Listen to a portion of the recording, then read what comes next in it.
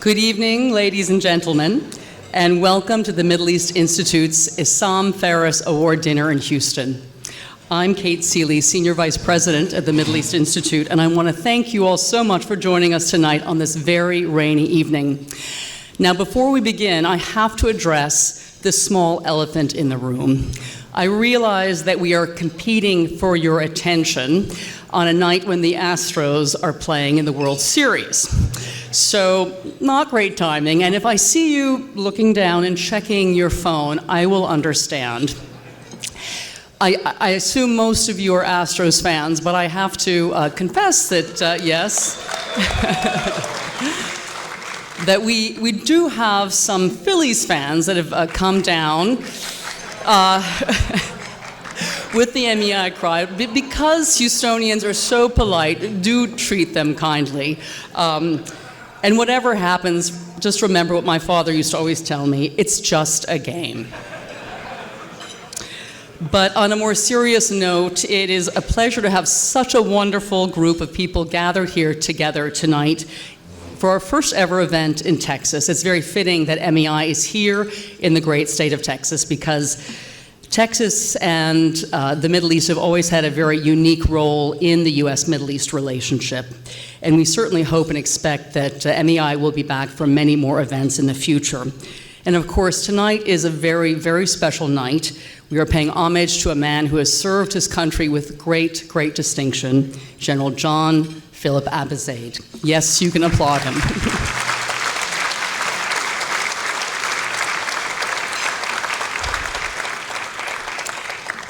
It is also special because we're among so many friends of Nijad and Zaina Ferris. Thank you all for coming out tonight, really. This dinner would not be possible without the friendship of Nijad and Zaina. They have welcomed us into their home and their community, for which we are so very deeply grateful. Nijad has been a long-standing and very active board member at MEI, and it is our distinct honor that tonight's award bears his father's name. Thank you, Nijad and Zaina, for all that you have done.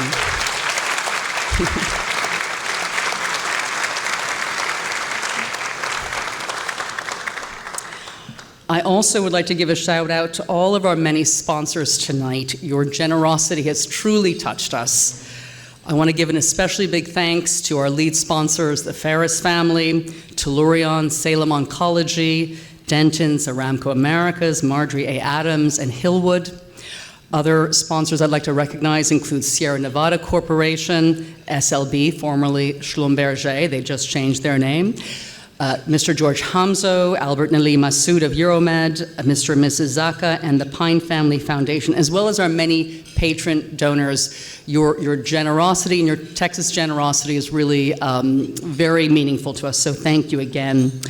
I also want to recognize some of the Houston officials in the room.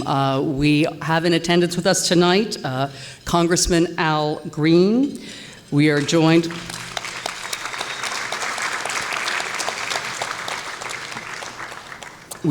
by the former mayor of Houston, Bill White.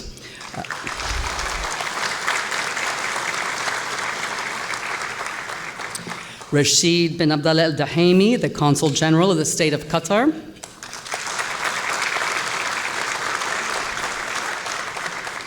And we have several Houston City Council members with us tonight, Robert Gallegos, Marianne Hoffman, and Letitia Plummer. Thank you for taking time out from your busy schedule. I also want to thank the MEI team that has worked so hard to make tonight possible. I hope they will wave their hands when I name them, but a great shout out to Thomas Halverson, Faria Nasruddin, Gabby Perenchio, Elliot Sanders, and Ben Freeman. Please join me in giving them a big round of applause.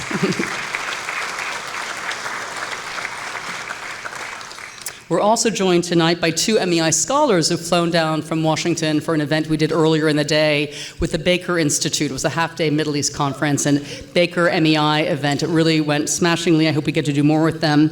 We have here with us our VP for Policy, Brian Katulis. Please wave your hand. And our Iran scholar, Alex Vatanka. Please meet them tonight. You will be just a little bit smarter as a result. Now, before we begin, we have a very special treat for you. In light of the man we are honoring tonight, we thought it only appropriate to open with the Army's 75th Innovation Command Color Guard from Ellington Air Force Base. Can everyone please stand for the national anthem?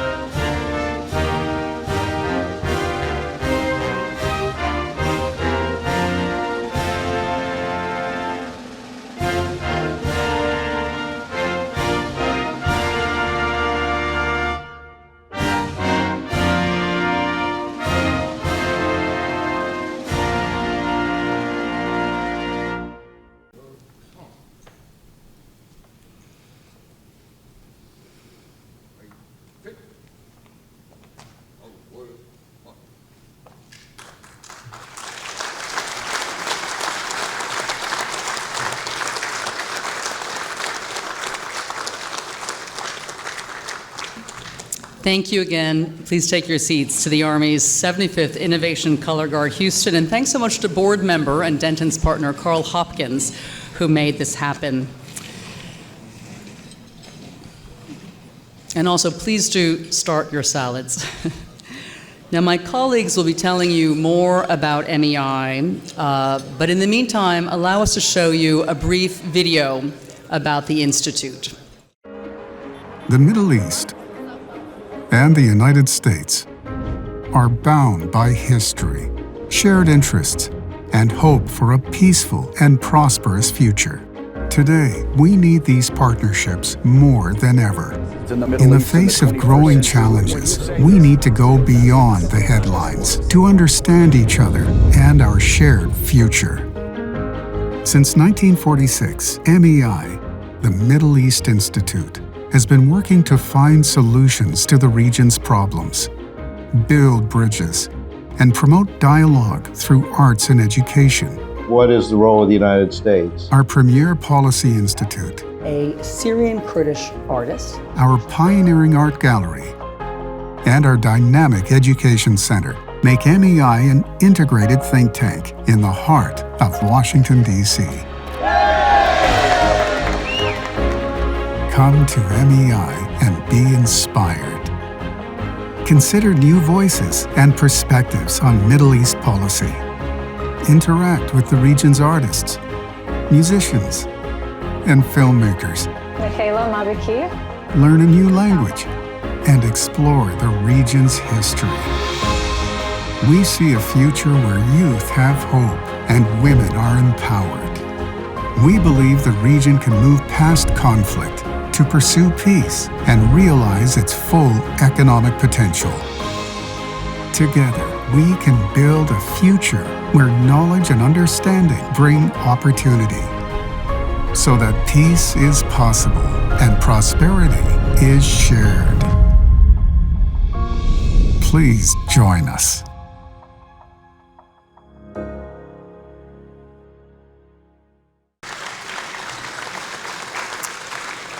And Now I would like to introduce the man who has led the way for MEI's tremendous growth over the past years, a man who's led a most illustrious career in government and business. Please join me in welcoming the Chairman of the Board of Governors of MEI, Richard Clark. Thank you, Kate. Why? Why has it taken MEI all of its 75 years of existence to come to Houston? Thank you, Houston, for this great, warm welcome. We celebrate tonight because of two wonderful families, the Ferris family and the Abizade family. They are great stories. You know them both, or you wouldn't be here. Great stories of contributions over and above to their country, to their community. Both families are examples of what it is to be a good American, a public-focused citizen, someone who cares about more than just themselves. MEI, as you saw in the video, has been around for 75 years.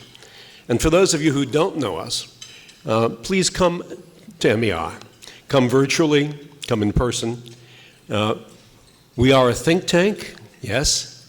We are an art gallery and a culture program. We're an education program, teaching half a dozen languages, both in Washington and online. We have a great library, a great presence in the city of Washington. And as Congressman Green knows, we are a help to all members of the Congress, of all parties, of all political stripes. We are fervently nonpartisan, and we're going to stay that way. Our scholars are free to say whatever they think. No one tells them what to say. But there is one man who makes sure that what they say is accurate and is high quality, and that man is the president of MEI, Dr. Paul Salem. Paul, please come up.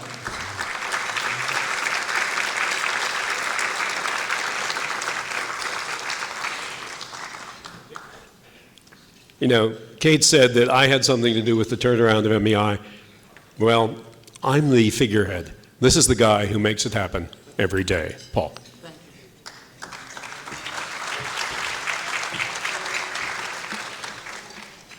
Thank you very much, Dick. Really thank you all for coming tonight. It's a pleasure and honor to be in Houston, for sure. I've been here myself many times. I have family here, many connections here. But to have MEI in Houston is very meaningful, and additionally meaningful because of the close ties between Texas and many parts of the Middle East. And thank you for your support. You've been very generous. It is because of support from groups like you, support from tremendous board members like Nijad Faris, like John Abizade, the leadership of our chair, Dick Clark, wonderful vice chairs like Marjorie Adams and Ambassador Bob Jordan, that have enabled our institute, in working with a fantastic team, Kate and Brian and many others, to become the #1 Middle East-focused think tank in the United States. And we're all extremely proud of that position and believe tremendously in the importance of the U.S.-Middle East relationship. MEI currently is 3 different things. It is a major think tank, the biggest collection of Middle East experts in any think tank, I would say. We have 19 different programs covering Morocco, North Africa, Egypt, Israel, Palestine, Lebanon, Syria, Iraq, Turkey, Iran, Afghanistan, Pakistan, the Black Sea. We have thematic programs on economics and energy, on climate change and water, on cybersecurity and emerging technology, on strategic foresight, looking to the future of the Middle East and the future of U.S.-Middle East relations. Really a tremendous collection of scholars and experts. We put out hundreds of publications a year. We do have thousands of media appearances. We do hundreds of events, virtual and real, really a hub of activity. In addition to that, as you've heard, we have an amazing arts and culture program, which really tries to bring artists and cultural influencers from the Middle East, bring their work to the US, and bring American cultural writers, critics, artists to the Middle East. At the end of the day, we are two peoples with cultures and a lot to exchange beyond the politics and the security. We have a wonderful education program as well. Why is it we do the things we do? Because, in our view, the U.S.-Middle East relationship matters, and it will matter for much of the 21st century. I don't have to tell an audience in Houston that energy matters. The future of energy, powering our cities, powering our industries, is something that both Texas and the Middle East are heavily invested in. That is the current energy structure, as well as the challenges of the energy transition that we have to work together to achieve.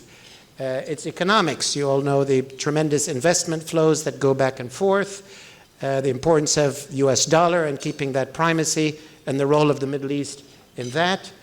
Trade routes go through this part of the Middle East. So it's a tremendously important relationship on the economic level, and I don't need to emphasize that in front of this audience. A tremendously important relationship in terms of security, containing terrorist groups and containing the threats that reached U.S. shores in 2001, and a lot of the military presence and cooperation with states in the region are on a counterterrorism focus, and we have a tremendous counterterrorism program at MEI. Containing the spread of weapons of mass destruction. Iran is a big challenge in terms of WMD, as well as in terms of proxy forces and militia forces. So many, many security concerns. As well, with the resurgence of great power competition with Russia and China, heating up in Europe and potentially heating up in the Pacific as well. The Middle East is a very, very important arena where U.S. relationships in the region are important, and the relationships of the countries of the region with the U.S. are extremely important.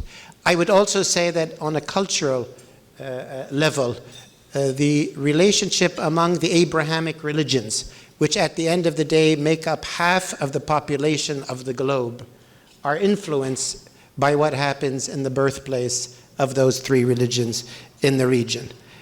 So why do we do the work we do? Because we believe these relationships are complex, they're real. We also are aware that they need work. There is often differences of opinion, and that's normal, but the relationships need to be deep, need to be enduring, and that's part of the work and the mission that we do.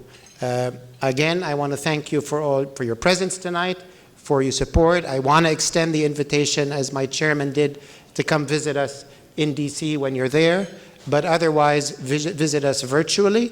We have dozens of podcasts, dozens of events every month, dozens of publications, a really wonderful place to be up to date and informed about what's going on. So just thank you for all being tonight. And as I close, I want to introduce one of MEI's champions, one of MEI's leaders, MEI's vice chair, a very charismatic and powerful daughter of Texas, Marjorie Adams. Marjorie, please join me here.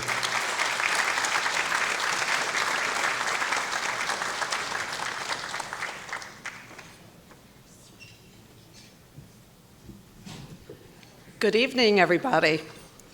Thank you for being with us tonight, and as our chairman of our board so well described the activities of MEI along with our president and CEO, Paul. We are all very proud to be affiliated as the Board of Governors with the Middle East Institute. And the privilege that we have tonight to honor a great American, a great gentleman, and that would be General Abizaid, and to be moderated by his side another great American, another great gentleman, a fellow person from my city of Dallas, Ambassador Bob Jordan. So this is going to be a real treat. Both of these men have served our country in the Kingdom of Saudi Arabia, so they have a very special, unique perspective on what is going on in the Middle East right now. And as I remember over a year ago, during the summer of the end of July, Nabil your company, Aramco, hosted us in Saudi Arabia, and we were very grateful, and we're so thankful for the Aramco participants that are here tonight, and Firas and Paul and you, Brian. We went on that trip, and it was a remarkable experience that we had on that journey together, and we feel proud of it, and we must carry on. We must reach out together as we fight the forces that are going on in this world. And I know this community of Houston, whom we so love and are so proud of, we are proud people in the state of Texas, whether it be Dallas-Fort Worth, Austin, San Antonio, wherever we are in this state, we are here to serve our country. God bless.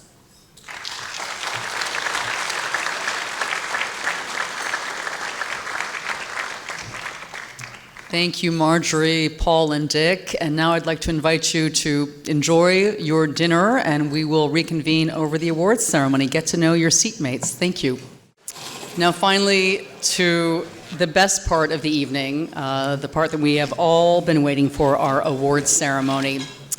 And I would like to begin by welcoming our esteemed board member. I hope he's here. A leading Houston businessman and philanthropist, and the steward of the Issam M. Ferris Award for Excellence, Mr. Nijad Ferris.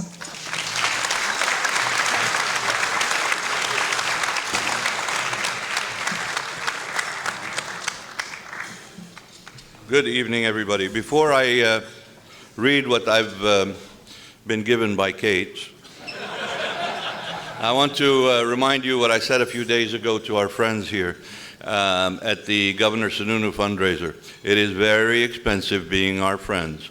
Thank you all very much. We keep calling on you and you keep coming back. We appreciate it. Good evening and welcome, everyone. I'm pleased to see so many friends and colleagues here tonight. 11 years ago, the Ferris family established the Issam M. Ferris Award for Excellence at MEI to honor inspirational and innovative Arab and Arab American leaders who have made a difference in their communities. Every year it has been given in Washington, D.C., but we are thrilled that this year it is being awarded in our hometown of Houston. As a member of MEI's Board of Governors, I am happy to welcome fellow board members and the leadership of MEI to Houston. And I thank you all, our distinguished guests, for joining us at this special evening to show our appreciation, respect, and support for tonight's honoree, General John Abizaid. A distinguished patriot, a courageous military leader, and a skilled diplomat, our honoree has worked tirelessly in the pursuit of peace and security and has consistently worked to strengthen ties between the United States and our partners in the Middle East. It is through leaders like him that a more secure, peaceful, and prosperous future can be built. Before we welcome General Abizaid to the stage, I would like to share a brief video about his life and achievements. Run the video, please. John Philip Abizaid was born in California, the grandson of Lebanese immigrants. He grew up to choose a career in the military, inspired by his father's experience in World War II. It was a career that took him from an infantry platoon leader to a 4-star general. Along the way, he earned some of this nation's highest honors and medals and gained a reputation for being one of its finest troop leaders and most gifted strategic military thinkers. John Abizaid graduated from West Point at the top of his class in 1973. He went on to join the 82nd Airborne at Fort Bragg. After winning a prestigious military scholarship to study abroad, Abizaid moved to Jordan to learn Arabic. From there, he traveled the region, visiting Iraq and camping with the Bedouin. Later at Harvard, he got a master's in Middle Eastern Studies and became known for what his colleagues called his 40-pound brain. Abizaid went on to command units at every level, serving in Grenada, Lebanon, Kurdistan, Bosnia, Kosovo, Afghanistan, and Iraq. His skill on the battlefield was first applauded during the 1983 Grenada invasion. There, he led his unit in an improvised attack on a Cuban bunker using a moving bulldozer for cover. The maneuver inspired a scene in the 1986 Clint Eastwood film Heartbreak Ridge. In 1991, he commanded a unit that played a key role in Operation Provide Comfort. It was a mission to protect and feed thousands of Kurds fleeing Saddam Hussein. In Iraq, he distinguished himself once again as a gifted leader. He was appointed head of U.S. Central Command in 2003, and for 4 years oversaw challenging U.S. military operations in Iraq, Afghanistan, and elsewhere in the Middle East. Abizaid retired from the military in 2007, but was called back by Secretary of Defense Ash Carter and was asked to serve as special advisor to the Ukrainian Minister of Defense. 2 years later, in 2018, he was named U.S. Ambassador to Saudi Arabia. As a highly decorated officer, scholar, and diplomat, as well as a beloved family man, General John Philip Abizaid has been a role model to so many. His vital work and contributions to peace and security, his enduring belief in the important role of the U.S. in the Middle East, and his love for the region and its people have left a lasting legacy.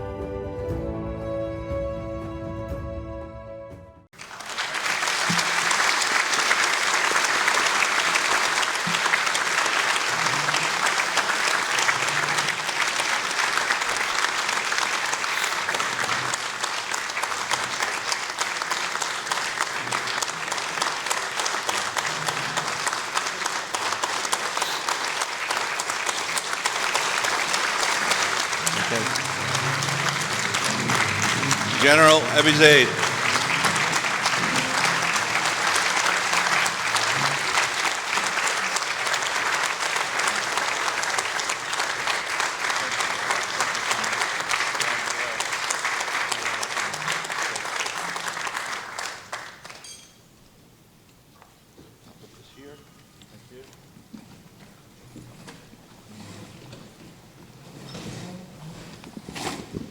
Well, hello, everybody. How are all of my Lebanese cousins? You know, tonight I found 3 cousins I didn't know I had. So, ahlan wa sahlan bikum. Nice to see you all. Najib, thank you so much. I am so honored to have this great award, to know that it is an honor of your family, the Forrest family. Thank you for everything. Thank you for what you do for the Middle East Institute. Thank you for what you do for the city of Houston. What can I say? And I have to say that I want to recognize a few people, so give me a second or two. The first person I want to recognize, besides the Middle East Institute, and I want to thank the Middle East Institute, Paul and Dick, for your great leadership, for what you do for American relationship to the Middle East, for the important work that has to be done there to keep us strong, to keep us in the world stage in a way that matters, and to know that we can come to a place like Houston and have people like this come to a dinner is really special to me. Kathy Abizaid, stand up, please. So, 50 years ago next year, she married me. And it shows she's got a great sense of humor. She comes from a little town in the Sierra Nevada mountains. And if she hadn't married me, she would have had to marry one of her cousins. So it's very important. We have 3 great kids. The kids have served the country well. They continue to serve the country well. She's the person I want to say thank you to the most.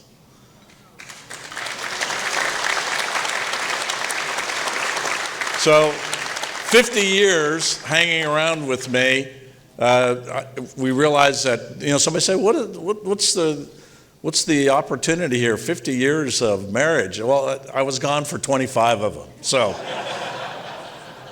thank you, my dear. And she's a great soldier's spouse. I also want to say thank you to my Lebanese relatives, my Palestinian relatives, my Jordanian relatives, my Qatari friends, the friends from Saudi Arabia. You know, I know this is an American event, but the Middle East is in my blood. It's in my kids' blood.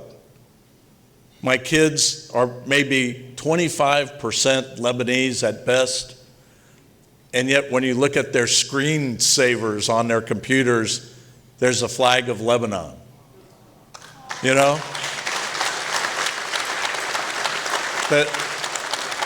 The culture of the Middle East is strong. The traditions are strong. The values of family are strong. But there are problems in the region that Bob and I will certainly talk about as we sit down that we all have to work on. Lebanon is a great country with a wonderful population of very, very talented and capable people. They get along so well outside of Lebanon. Why can't they get along inside of Lebanon? But it's a great culture, and thank you all for being here. I'm honored by all the Middle Easterners that are here. But most importantly, no person ever gets an award like this by their own actions. I want all the veterans to stand up. Stand up, veterans. I know you're out there.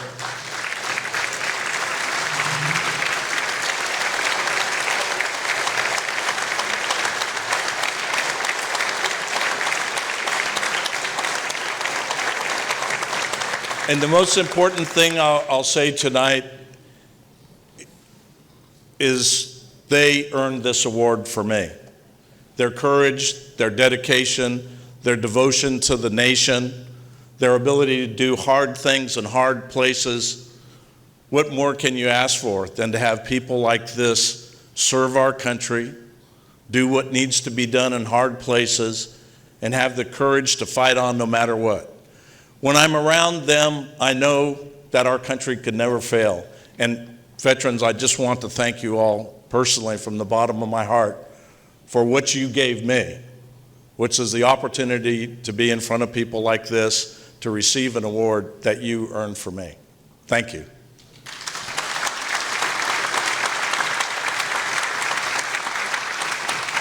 Thank you, General Abizaid. Thank you for those inspiring words. And because there's so much more we want to know about you, we're inviting Ambassador Robert Jordan, Vice Chair of MEI, to the stage. Please join me in welcoming Ambassador Jordan.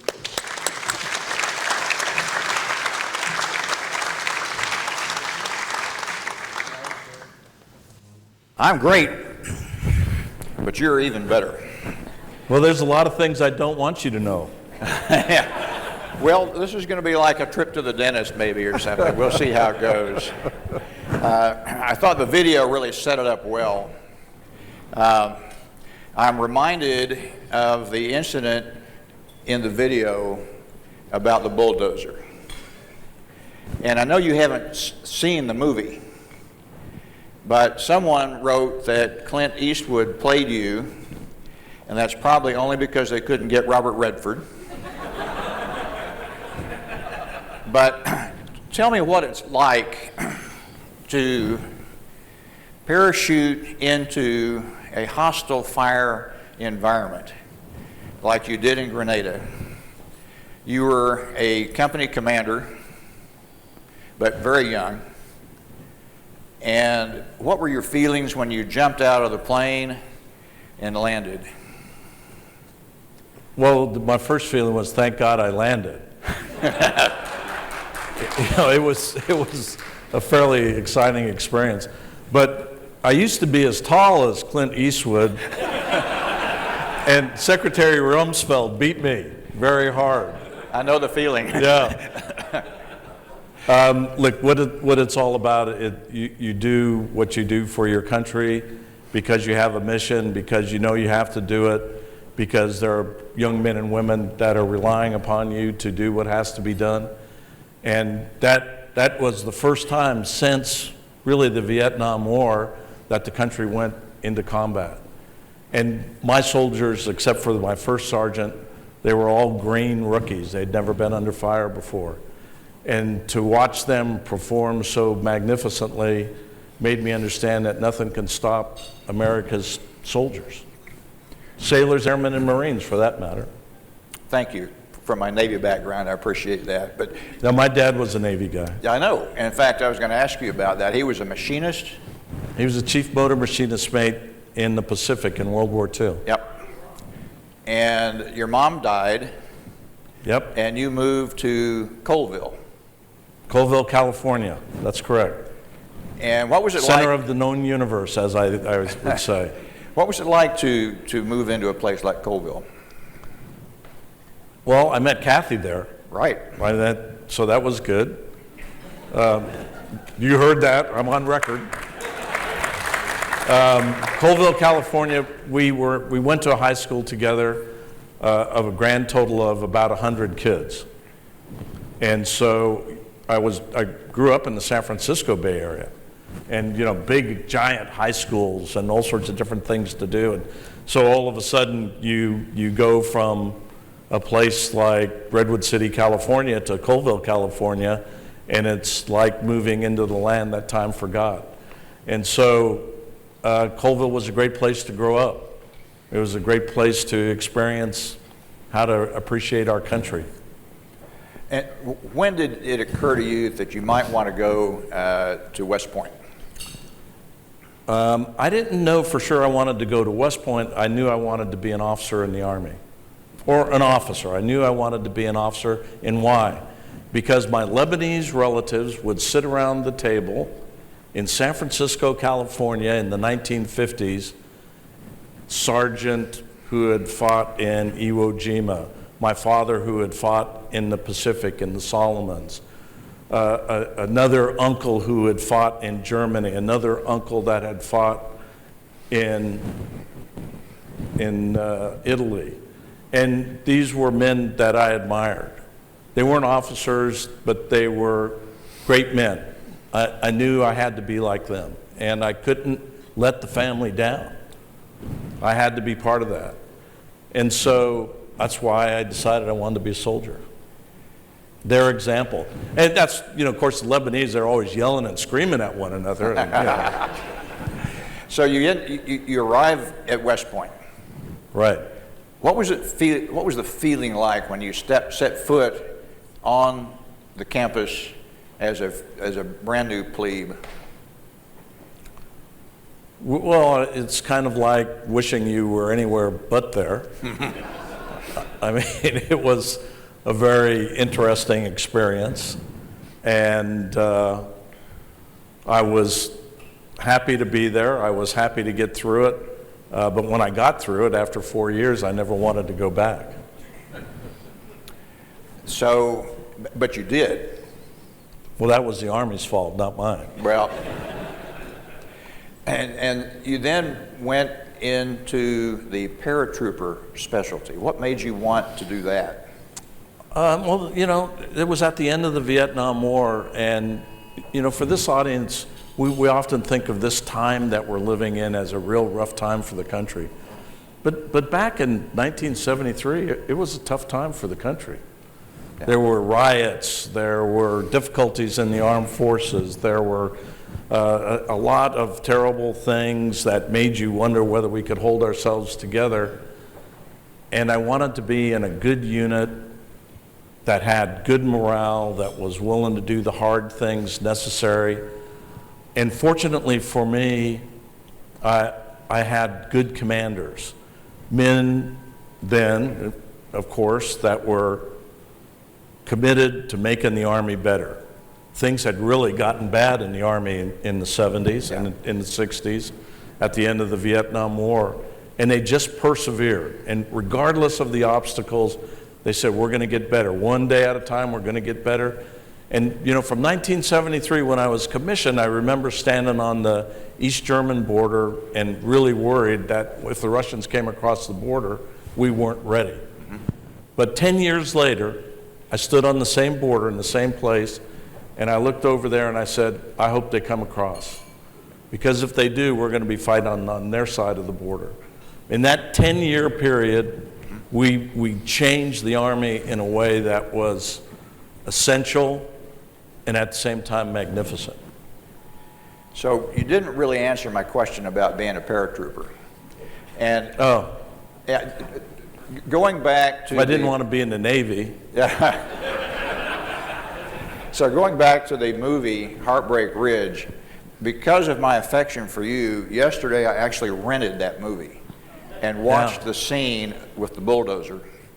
But there's a line in the movie that says about paratroopers, jumping out of a perfectly good airplane is an unnatural act.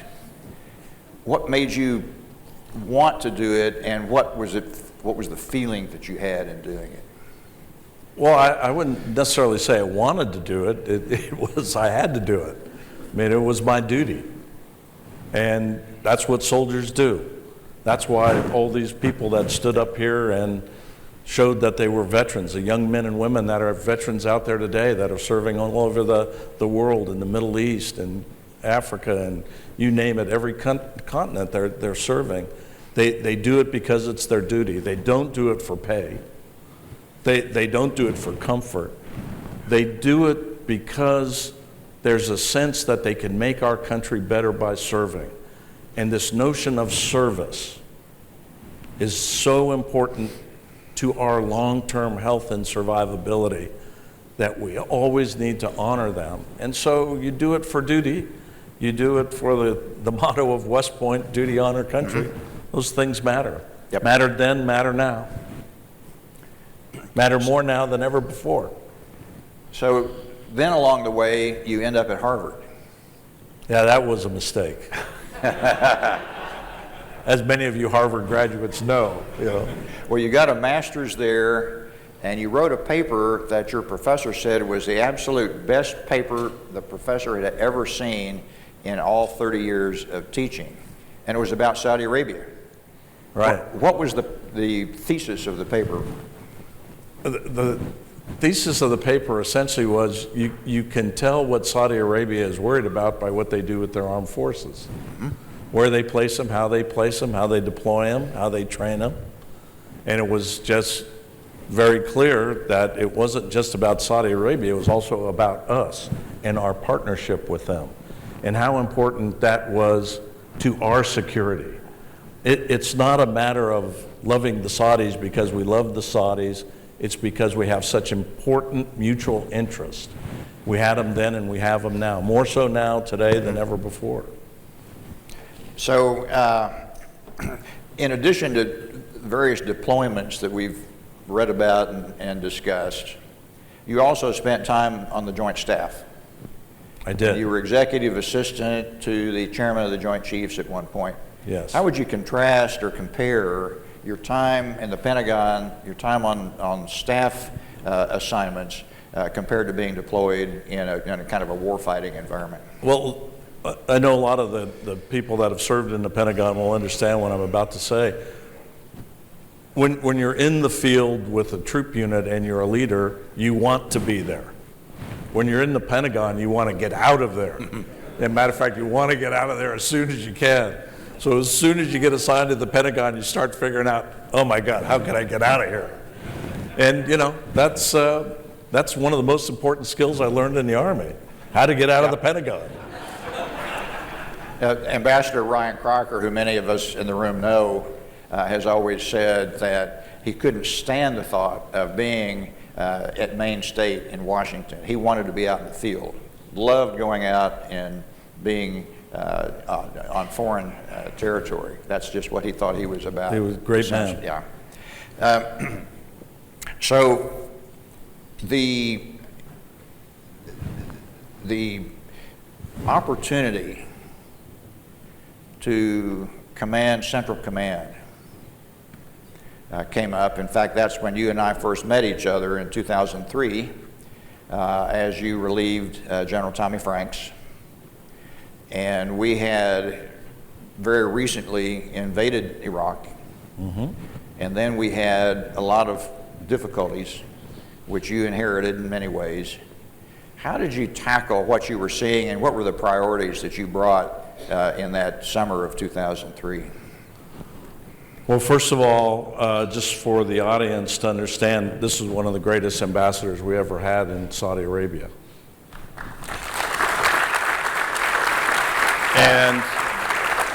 And he was a man whose opinion I sought. And I would go visit him, and we would sit down in his office, and we would talk person to person about the difficulties that we were facing and the trajectory of the difficulties. But you know, the issue, and this audience has so many Middle Easterners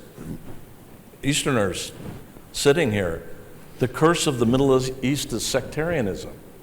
You've got to figure out how to get past all these sectarian difficulties. In Iraq, once Saddam was removed, it was readily apparent that it was going to be a sectarian nightmare as we went through it. And it was a lot of good people doing good work, to include Arab American translators and men and women that served with the armed forces in ways that really make me proud. I thought the most important thing that we had to do in the 4 years that I was there is do our best to stabilize the situation as the country started to move towards, which was clearly a civil war. And that was a tough job. But it wasn't just that I had a problem in Iraq. I was also the commander in Afghanistan. I was the commander for the whole region. It was 25 different countries that I was the commander for. And if some of the Lebanese in the audience remember, we had an evacuation from Lebanon in, I think it was 2006. I was in charge of that. It was a constantly difficult yet inspiring job because of the people that you worked with. We had very many different friends and allies serving at our side. It was a challenge to ensure that American power, prestige, were employed in such a way as to make the outcome more palatable to the people in the region. And of course, throughout this period, you have the challenge of Iran. You know, you were fighting in Iraq, you were fighting in Afghanistan, fighting in the Horn of Africa. You know, it was quite a challenging time. But the most interesting thing, you know, I'd been the commandant at West Point many years before, well, not many years before, several years before, and the young officers that were fighting in Iraq and Afghanistan and the Horn of Africa were the young officers, the men and women that I trained there.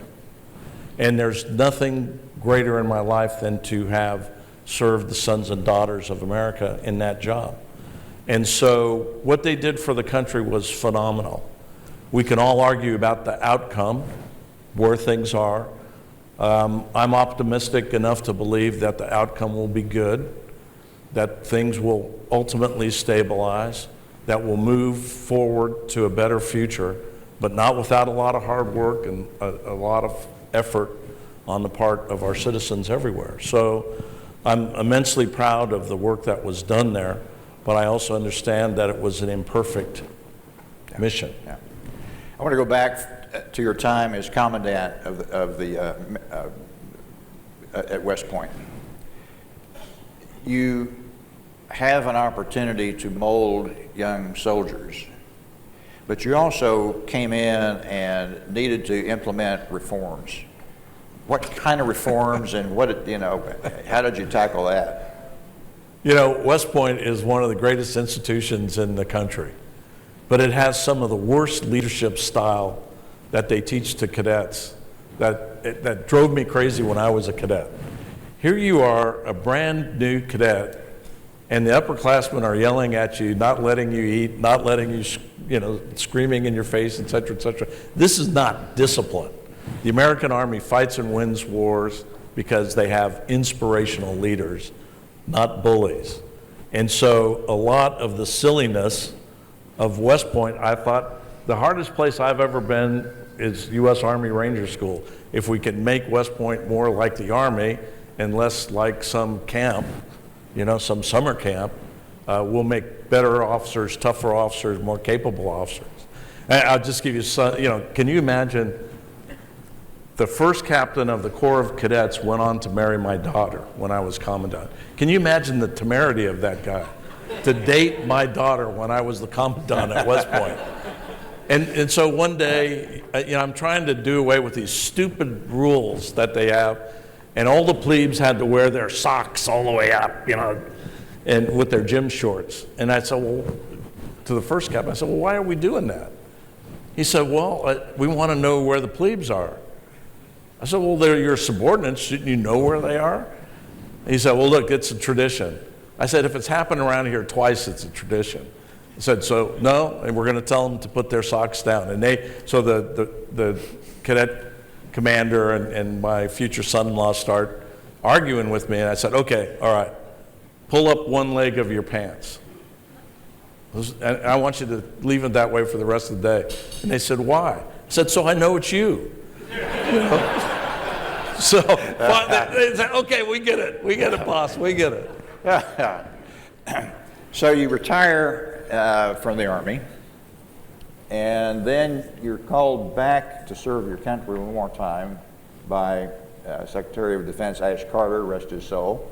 God bless him. To be an advisor to the Ukrainian Minister of Defense. Yep. Tell us what that was like and what you found. Well, look, we all know where we are today, right? We have a brave country that's fighting a brave fight against a very tough enemy.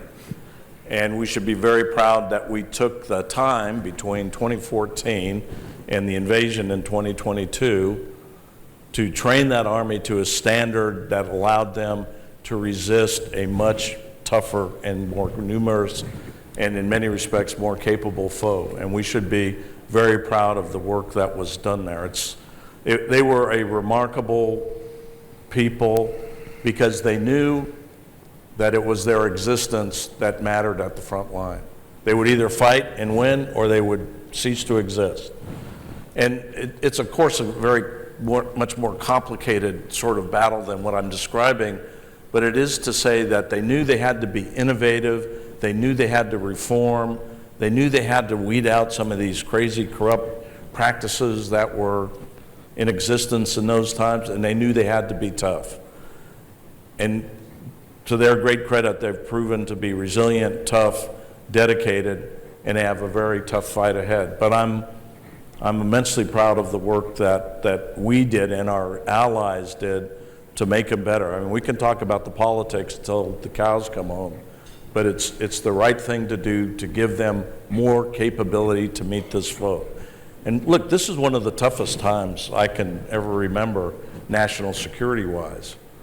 We've got a war, a big war. This is not a minor war on the European continent. We've got President Putin threatening the possibility of using nuclear weapons. We've got problems with China becoming more authoritarian and more aggressive, possibly wanting to unify Taiwan by force. And yet we're leaving the Middle East at precisely the time that we need to be staying around and helping them to resist the many difficult challenges that are presented to them. So I think looking ahead, we have to understand that if American leadership is not present in the world, we cannot be successful anywhere. Not only can we not be successful anywhere, but nobody else can as well. So I would urge the people in the audience that have the idea that we need to get out of these places to understand, if not us, then who? And once again, in 2018, you served your country by agreeing to go off and be the new ambassador to Saudi Arabia. Yep. And I can recall you and I had coffee on the day the Senate confirmed your nomination to be ambassador. Yes, sir. And you had spent a lot of time in Saudi. You were much better prepared to go there than I was many years earlier. But tell us what you found there in the midst of a controversial crown prince, a burgeoning effort to modernize and to, in some ways, change the society. I found the Saudis to be gracious hosts, warm people, people that were interested in making their country better and breaking with the past. And the past wasn't always friendly or fun to see. It was a past that didn't include women in any meaningful way, that really didn't allow for what I would call basic freedoms to be enjoyed by their countrymen. And here was a crown prince, for whatever problems he may have had, that was trying to change his country, to make it more modern, more diversified economically, a place where women could have a role, a place that could take its rightful place in the Middle East in a way that would contribute to the defense and, move his country forward.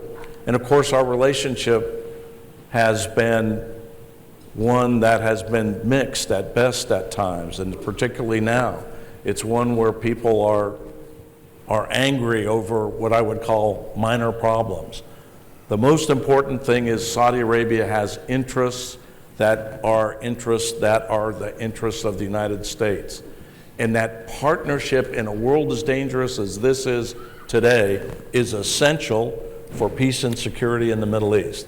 It's not to say that we should ignore human rights problem.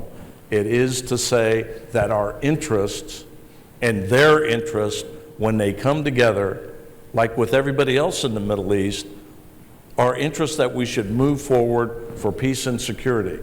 If the Middle East is not stable, nowhere's stable.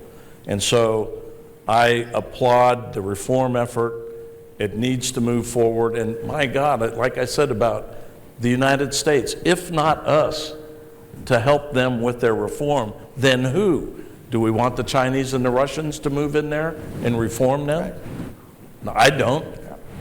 And so look, every now and then, when your friends have a problem, you sit them down and you say, I think this is how we need to work our way through this. So I respect Saudi Arabia. I admire what they're trying to do. It's a very, very difficult thing, but they can't do it without us. And we need to, every now and then, quit reading the newspaper and start thinking about what must be done. So you left in the change of administrations, January of 2021, and you apparently were irreplaceable, because we don't have an ambassador in Saudi Arabia and haven't had one. No, but we do have a great chargé there. I know her personally, and she's tremendous. And everything you hear about her is fantastic. But tell us how important, if at all, it is to have a Senate-confirmed ambassador in a place like Saudi Arabia. It's vital. Look, our country has, I don't know how many vacancies we have in our ambassadorial posts around the world, but it's too many. A lot in the Gulf, too. It is just too many. You need ambassadors. If we can't get ambassadors to their post, then we really aren't much of a great power. We need to figure this out and get past the stupidity of blocking people from going and doing their duty. So I want diplomats to be out there, because when the diplomats are out there doing their work, it means the soldiers don't have to do their work until things really get bad. So you've been quoted as saying that in dealing with countries in your area of responsibility, it's extremely important to provide understanding and respect. What do you mean by that? Well, look, I always, one of the reasons I wanted to reform West Point is I thought the two most important things we needed were to treat people with dignity and respect. And it's true with soldiers, it's true with human beings everywhere. If you treat people with dignity and respect, you can move in a way that is really important. And so, look, I think not only do we need to treat people with dignity and respect, but we need to treat people with dignity and respect as well. So that's what I think. So we're going to finish up now with one last topic. I think it might be one of your very favorite topics, and that would be baseball. Ah. So the last time... I see heads looking at their phones. The last time I saw you, I guess, in Dallas, we went last year to the Texas Rangers baseball game, in which they finally lost 100 games. Yeah. And that was one of the great treats that I think we had in store for you there, was to see the Rangers lose. But your favorite team is the San Francisco Giants. That's correct. Tell us what you're doing, I think with your son David, going around the country and visiting baseball stadiums. Well, he was in the Army in Korea, and I was out there in the Middle East, and we had a deal that we would get to every Major League Baseball park. And in 8 years, we did. And we made it. We made it, and we still have to go to every one that opens. And I love baseball. I love what it does for our country. I love what it does for our cities. It's just a wonderful sport. And so I think the Giants are going to win the World Series next year. There's no doubt. I generally think that every year. But I want you to know, Bob, that this year I had the great honor. Last year I had the honor of seeing the 100th loss of the Texas Rangers. This year I was there for the 100th loss of the Washington Nationals.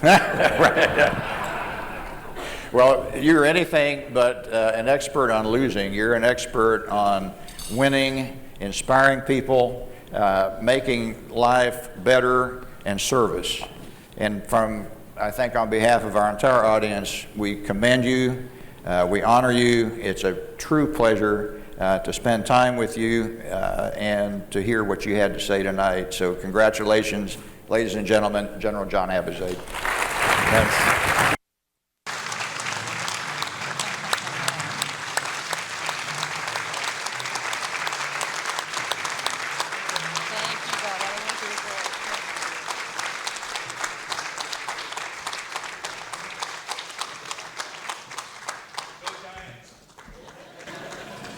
Wow. What a beautiful, beautiful conversation. So personal, so insightful, so special. Thank you again, General Abizaid, for being here and accepting the Issam M. Ferris Award for Excellence. Thank you, Ambassador Jordan, for your amazing interview skills. We need to find you a podcast at MEI. We could chat all evening, but we are cognizant of the Astros game. I haven't checked the score, but I think Neil Bush was. But thanks again to Nijad and Zaina Ferris, to all of our sponsors, and to all of our wonderful guests. Thank you for your friendship, your support, and for being here tonight. And please feel free to mingle outside for a bit. The bar is open until 9:15, and we hope to see you next year in Texas. Thank you.